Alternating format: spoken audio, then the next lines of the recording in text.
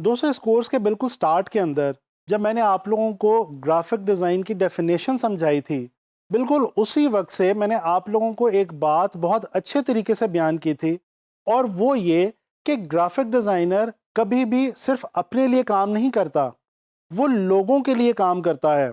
और graphic designer कोई ना कोई मैसेज लोगों तक, मासेस तक कम्युनिकेट करने का काम करता है। दोस्तों, आपको कम्युनिकेट करने के लिए किसी न किसी मीडियम की ज़रूरत ज़रूर पड़ती है, और किसी न किसी मीडियम का सहारा लेना ही पड़ता है। बीइंग ग्राफिक डिज़ाइनर, जब हम कोई भी डिज़ाइन बनाते हैं तो वो आम लोगों तक पहुंचाने के लिए मीडियम्स ऑफ एडवर्टाइजिंग का सहारा लिया जाता है। इस लेसन के अंदर मैं आप लोगों को मीडियम्स ऑफ एडवर्टाइजिंग के बारे में ही बताने लगा हूं। तो चलें चलते हैं, बात करते हैं मीडियम्स ऑफ एडवर्टाइजिंग के हवाले से। दोस्तों, बीइंग ग्राफिक डिजाइनर, जब हम कोई चीज बनाते हैं, क्रिएट करते हैं, तो बेसिकली हम मैसेज कम्युनिकेट कर रहे हैं।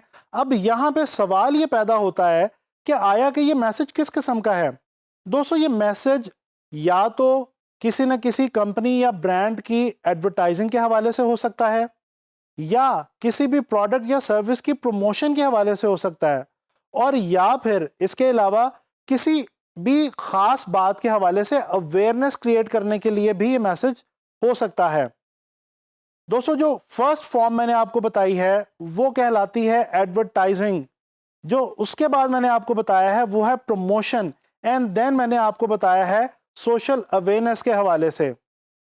अब दोस्तों, ये जो तमाम एडवर्टाइजिंग कैंपेन्स मैंने आपको बताई हैं, इनको लोगों तक पहुंचाने के लिए मीडियम्स चाहिए। अब वो मीडियम्स कौन से हैं, चलिए आए मैं आपको बताता हूं।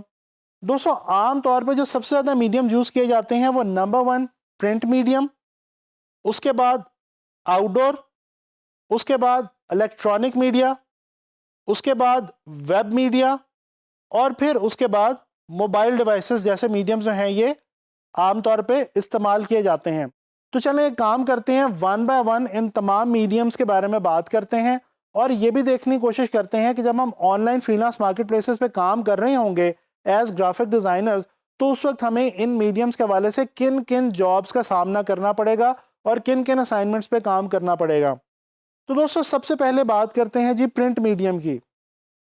जैसा कि इसके नाम से वाज़ेह है, प्रिंट मीडिया के अंदर वो तमाम आइटम्स ऑफ एडवर्टाइजिंग फॉल करती हैं जो कि प्रिंट होती हैं।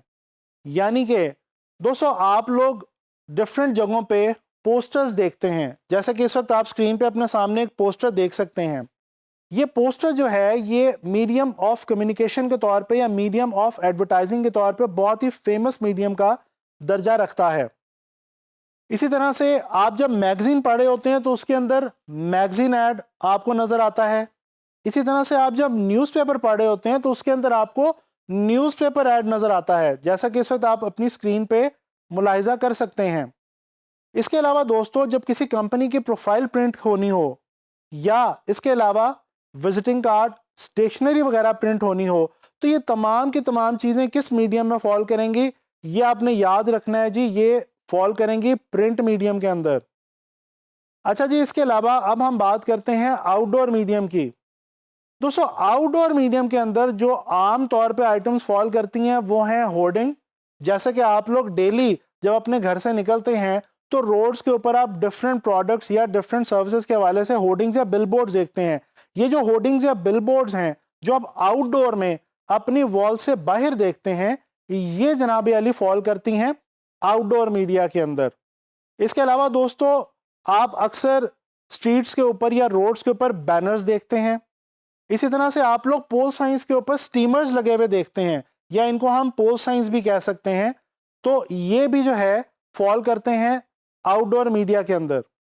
इसी तरह से दोस्तों, अगर आप किसी शॉप के ऊपर या किसी बड़े डिपार्टमेंटल स्टोर पे जाएं तो वहां पे आपको शॉप साइंस लगे हुए नजर आते हैं। ये जो जितने भी इस तरह के जो मीडियम्स हैं, इस तरह के जो आइटम्स हैं, ये फॉल करते हैं आउटडोर मीडिया के अंदर। अच्छा जी, ये तो हो गया प्रिंट और आउटडोर। चलें अब हम बात करते हैं इलेक्ट्रॉनिक मीडिया के हवाले से। दोस्तों, इलेक्ट्रॉनिक मीडिया के अंदर वो तमाम जॉब्स फॉल करती हैं ग्राफिक डिज़ाइनर की, या वो तमाम आइटम्स ऑफ कम्युनिकेशन जो है वो फॉल करती हैं जिनका ताल्लुक इलेक्ट्रॉनिक मीडिया से यानी कि फिल्म एंड टीवी वगैरह से है। दोस्तों जब आप मुख्तलिफ फिल्मों के और मुख्तलिफ टीवी प्लेज या और जितने भी प्रोग्राम्स होते हैं उनके ट्रेलर्स देखते हैं, या इसी तरह से जब आप कोई एक प्रोग्राम देख रहे होते हैं और वो वक्फा आता है बीच में और वक्फे के दौरान में कुछ फिलर्स आते हैं, इसी तरह से और बहुत सारी न्यूज़, इंफोटेनमेंट या एंटरटेनमेंट के हवाले से जितने भी मोशन विजुअल्स आप देखते हैं जिनके अंदर ग्राफिक्स इन्वॉल्व होते हैं स्क्रीन के ऊपर, वो तमाम के तमाम फॉल करते हैं इलेक्ट्रॉनिक मीडिया के अंदर। तो जब आपको आपका क्लाइंट स्क्रीन के लिए कुछ भी डिज़ाइन करने को कहे और वो आपको बताए कि मैंने इसको इलेक्ट्रॉनिक मीडिया में प्रोड्यूस करना है या चलाना है, तो डेफिनेटली वो जो आइटम आप डिज़ाइन करेंगे वो फॉल करेगी किसमें? इलेक्ट्रॉनिक मीडिया में। अच्छा जी, इसी तरह से आजकल जो सबसे ज़्यादा एक्टिव मीडिया है और वो मीडिया जो कि इस वक्त दौरे हाजिर के अंदर सबसे ज़्यादा तरक्की कर रहा है, सबसे ज़्यादा ग्रो कर रहा है, वो मीडिया है जी वेब का या साइबर का। जी हाँ दोस्तों, इस वक्त हम सबसे ज़्यादा इस्तेमाल जिस मीडियम का करते हैं वो है वेब। और आपको मैं यहाँ पे ये भी बताता चलूँ कि ऑल अराउंड द वर्ल्ड, पूरी दुनिया में बड़ी बड़ी कंपनीज ने अपनी जो बजट्स की स्पेंडिंग है वो बाकी तमाम मीडियम से कट करके इस मीडियम के ऊपर सबसे ज़्यादा लगानी शुरू कर दी है, और ये है साइबर या वेब मीडिया। तो दोस्तों आपको ऑनलाइन फ्रीलांस मार्केट प्लेसेस पे इसके हवाले से भी बहुत सारी चीज़ें डिज़ाइन करने को मिल सकती हैं, जैसे कि फेसबुक या इंस्टाग्राम के हवाले से पोस्ट डिज़ाइन करने के लिए आपका क्लाइंट आपको कह सकता है। इसी तरह से आपको किसी वेबसाइट का डिज़ाइन करने को कहा जा सकता है। और मैं आपको यहाँ पे बताता चलूँ, ये जो वेबसाइट डिज़ाइन वाली असाइनमेंट है, ये जनाब Ali online finance market places की एक सबसे ज़्यादा जो ग्राफिक डिज़ाइन के लिए असाइनमेंट्स होती हैं उनमें एक सबसे ज़्यादा पसंद की जाने वाली असाइनमेंट है, और ये बहुत ज़्यादा वाइडली अवेलेबल है। इसी तरह से दोस्तों आपको ब्लॉग्स के हवाले से कुछ चीज़ें, कुछ विजुअल्स जो हैं वो डिज़ाइन करने के लिए आपका क्लाइंट कह सकता है। तो डिफरेंट आपको जॉब्स मिलेंगी ऑनलाइन फ्रीलांस मार्केट प्लेसेस पे, किस हवाले से? साइबर या वेब मीडिया के हवाले से। अच्छा जी, इसी तरह से एक और मीडिया जो कि आजकल बहुत ज़्यादा ग्रो कर गया है वो है मोबाइल डिवाइसेस का मीडिया।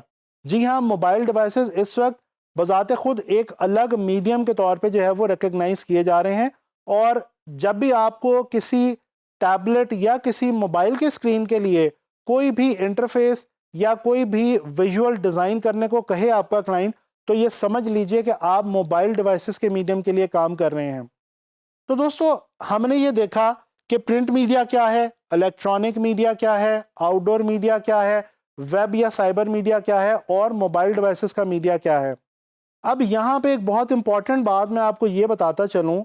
आप सोच रहे होंगे कि ये मीडियम्स मैं आपको ग्राफिक डिज़ाइन के लिए क्यों बता रहा हूँ। दोस्तों जब आप इलस्ट्रेटर या फोटोशॉप के अंदर न्यू डॉक्यूमेंट लेते हैं, यानी कि काम करना शुरू करते हैं, तो सबसे पहले आपको कुछ ऐसी चॉइसेस मेक करनी होती हैं, कुछ ऐसी चॉइसेस जो हैं वो आपको ऑप्ट करनी होती हैं जिनका ताल्लुक इन तमाम मीडियम से है। और ये ऐसा आपको क्यों करना होता है? बिल्कुल इसलिए, जैसे कि मैं आपको पहले बता चुका हूं, कि आप जो भी डिज़ाइन बना रहे हैं याद रखें वो आपने कहीं ना कहीं बाद में प्रोड्यूस करना है।